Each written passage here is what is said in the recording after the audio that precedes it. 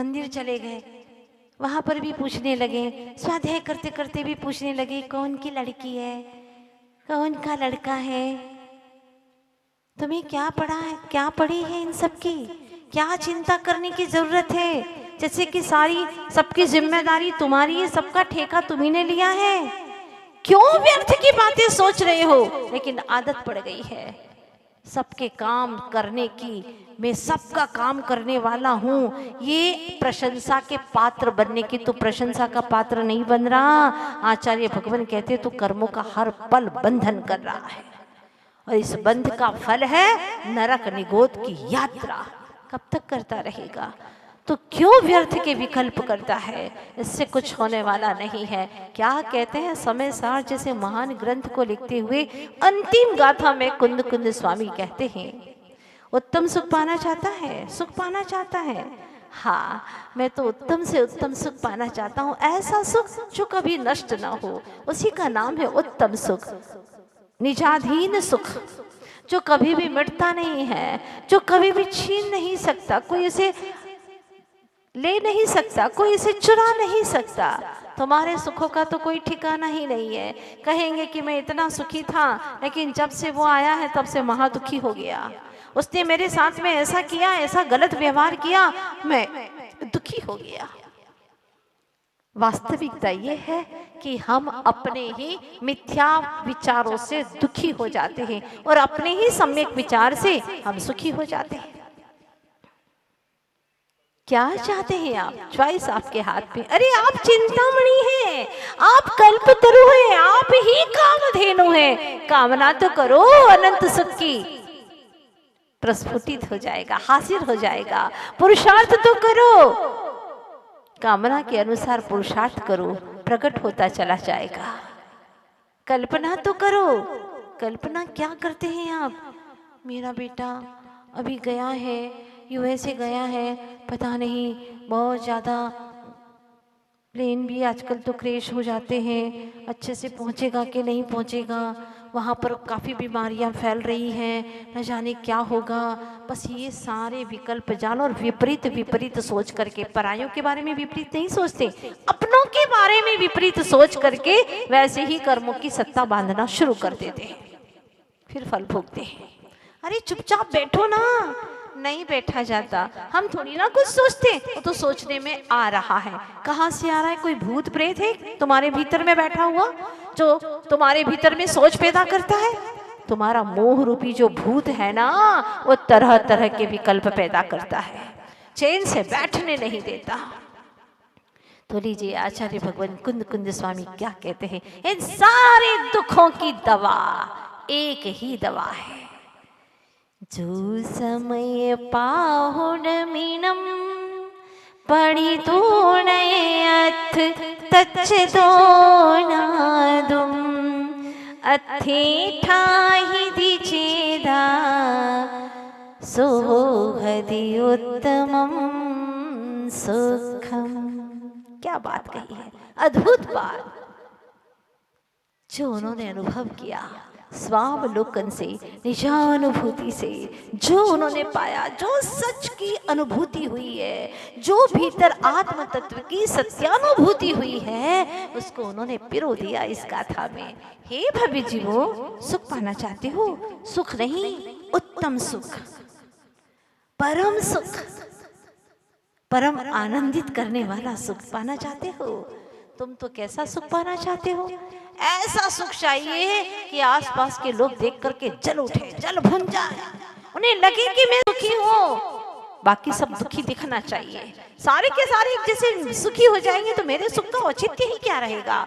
सब दुखी रहे और मैं सुखी रहूं, तब तो सुखी होने का मजा है। मेरे पास में इतना गोल्ड हो, ऐसे डायमंड सेट हो कि लोग देखें और उन्हें लगे सबके एक जैसे ही होंगे तो क्या मजा है।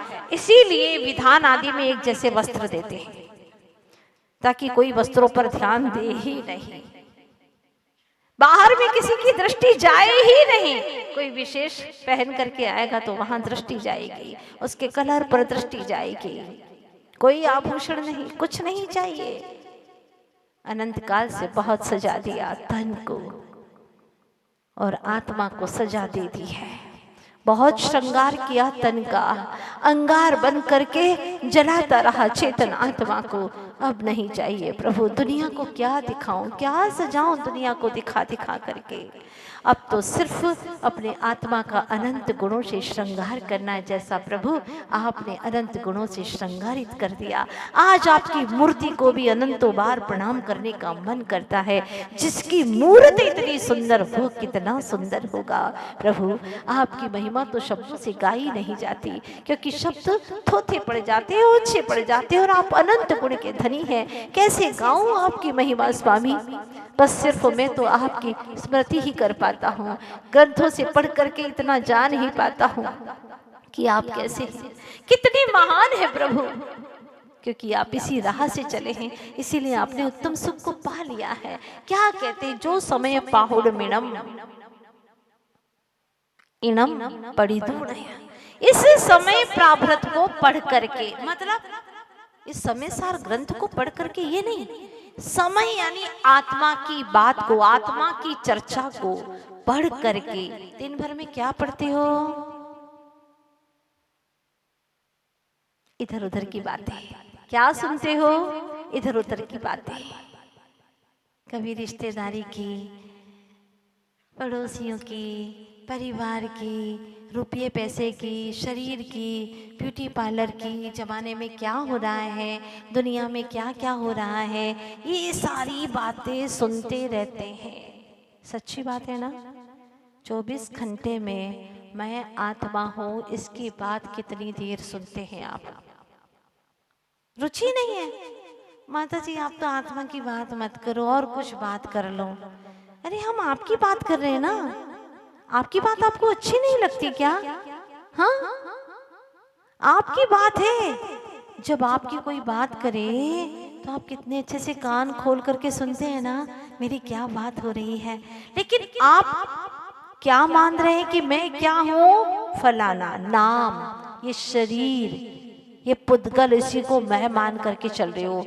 उस नाम से अपने आप की पहचान बना रहे हो कि मैं ये हूँ। इस नाम से अगर कोई कहे तो कान खोल करके बात सुनते हो बड़े अच्छे से। और आत्मा की बात करें तो माता जी अब देखो, रात को आत्मा आत्मा की बात मत किया करो, क्योंकि हम लोगों को है ना, फिर रात को सोते हैं तो बहुत डर लगता है। आत्मा कहीं से आ तो नहीं गई। आत्मा का मतलब आप क्या समझते हैं, कोई भटकती हुई भूत प्रेत, हर हर पता नहीं कहां से आ जाएगी, धमाके से, बहुत घबराता है मन। अरे भव्य आत्माओं, तुम्हारी चर्चा चल रही है। आत्मा कोई और नहीं है, वो तुम हो। तुम्हारी चर्चा चल रही है। तुम अपने आप को पसंद नहीं करते क्या? अपने आप को चाहते नहीं क्या? चाहते तो वो थे, लेकिन ये जो आत्मा है ना, वो जिसमें रहता है उस घर को ही चाहते हैं। इस घर को ही चाहते, आत्मा को नहीं चाहते, मालिक को नहीं चाहते, मालिकियत को चाहते हैं। ये घर तो, ये शरीर तो किराए का घर है। हाँ, एक न एक दिन तो खाली करना ही पड़ेगा। और इससे इतनी मोहब्बत, इतना प्रेम, जो हाड़ मांस का शरीर है उसके प्रति इतनी इतनी चाहत, इसमें रहने वाले के लिए कुछ नहीं। इस शरीर को तो सब जला देते हैं। आज ही पूजन में पड़ा था, क्योंकि तुम श्रद्धा से नहीं करते हो। कितनी ही क्रियाएं करते, लेकिन मोह मिटता नहीं। मोह क्रियाओं से नहीं मिटने वाला, मोह मिटेगा भेद ज्ञान के बल से, मोह मिटेगा तत्व ज्ञान से। ये क्रियाएं साधन है, साधन व्यर्थ नहीं है। अगर साधन साध्य के लिए है तो कभी भी व्यर्थ नहीं हो सकता। हाँ, साधन तो आपने जुटा लिया, लेकिन साधना नहीं की तो क्या होगा? एक व्यक्ति पहुंच गया दुकान पर और उसने पूछा, भाई जनवरी की पुस्तकें आ गई क्या, जो बिकने वाली थी? हाँ तो गई है, जरा ढूंढ लो ना, हमको एक पुस्तक चाहिए। कौन सी पुस्तक चाहिए? वो करोड़पति बनो, वो एक पुस्तक निकली है ना? हाँ हाँ निकली तो है, लेकिन करोड़पति बनने की एक पुस्तक निकली है, जरा ढूंढ करके दीजिए ना। उसने सब जगह ढूंढा, लेकिन पुस्तक ही नहीं मिली। फिर उसने कहा भाई जरा और देख लो ना, मुझे बहुत जरूरत है क्योंकि करोड़पति बनना ही है मुझे तो। ठीक है, और उसने देखा तो ऊपर रखी हुई थी पुस्तक, लेकिन चूहों ने काट ली थी, कुतर दी थी। अब वहाँ कुछ कुछ पेज भी उसके चूहे ने खा लिए थे। तो कहा कि देखो पुस्तक तो मिल गई है, हाँ पुस्तक तो मिल गई, लेकिन चूहे ने कुतर दिए, चलेगी क्या? कोई बात नहीं, लखपति तो बन ही जाऊंगा। मैं आपसे पूछना चाहती हूँ कि वो व्यक्ति कितना अनाड़ी था। आपको लगता बड़ा मूड है, क्योंकि खाली पुस्तक पाने से, पढ़ने से कोई करोड़पति नहीं बनता, ये बात सच है। उसी प्रकार से खाली क्रियाएं करने से भी कोई ज्ञानी नहीं होता, कर्मों का निर्जना, कर्मों की निर्जना नहीं कर पाता। क्योंकि कहाँ है आकर्णितोपि महितोपि निरीक्षितोपि नूनम न चेतसि मया वितृतोसि भक्त्या जातोस्मि तेन जन्म बांधव दुख पात्रम यस्मात् क्रिया प्रतिफलंती न भाव शून्या। अगर भाव से शून्य है और क्रियाएं करता रहे तो उसकी ऐसी ही हालत होगी जैसे कि जंगल में गया था, निश्चिंत होकर के घूम रहा था। उसके मित्रों ने कहा मत जा भाई, तू ऐसे बिना शस्त्र के मत जा, वहां पर बहुत खूंखार वहां जानवर रहते हैं। लेकिन उसने माना ही नहीं, पहुंच गया। आ गया सामने शेर दहाड़ता हुआ, और जब मुंह फाड़ करके सामने आया, उसने कहा मैं तेरे से डरता वरता नहीं हूं, क्यों तू क्या समझ रहा? हाँ, निकाला, उसने हाथ डाला अपने जेब में, निकाला लाइसेंस, देख ये बंदूक का लाइसेंस है मेरे पास में, है मेरे पास में लाइसेंस है, ये बंदूक का लाइसेंस है। मैं आपसे पूछना चाहती हूँ, क्या वह शेर मानने वाला था? वो कहाँ का मानने वाला था? होगा लाइसेंस तुम्हारे पास में, ऐसे इसको क्या पड़ी है? वो तो झपटा भक्षण कर लिया। बस आचार्य भगवान यही कहते हैं कि अगर कागज के ऊपर आपने दिया बनाया है तो वह दिया उस कागज को भी जलाने वाला नहीं है, क्योंकि मात्र वह चित्र का दिया है, हकीकत का दिया नहीं है। उसी प्रकार से शब्दों के खेल में तो हमने बहुत बड़ी बाजी मार ली है, लेकिन अभी तक उस अर्थ तक नहीं पहुंचे हैं। जब तक अर्थ तक नहीं पहुंचेंगे, आचार्य भगवान कहते हैं कि आप चाहे कितने ही शब्दों के घोड़े की सवारी करें, आप गंतव्य तक पहुंच ही नहीं सकते। माना कि घोड़े के कलर का आपने बहुत बड़ा घोड़ा बना दिया है, कलर से बहुत सुंदर घोड़ा, हूबहू घोड़ा ही लग रहा है, और उतना ही बड़ा, उतना ही ऊंचा, उसके ऊपर बैठ गए। कितनी देर में पहुंचोगे बताइए ना अपने गंतव्य तक?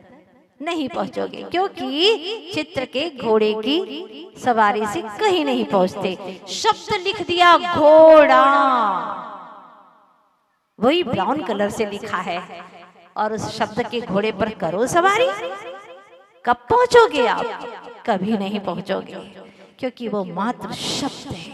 उसी प्रकार से माँ चिन्वाणी कहती है, हे वत्स, तूने अनंत काल से क्रियाएं तो की हैं, लेकिन सम्यक क्रियाएं नहीं की हैं, सम्यक दर्शन पूर्वक क्रियाएं नहीं की हैं। इसीलिए तूने पुण्य तो बांधा, लेकिन पापानुबंधी पुण्य बांधा है। अभिप्राय तेरा सम्यक नहीं था, लक्ष्य तेरा सही नहीं था, और बिना लक्ष्य के चलता गया।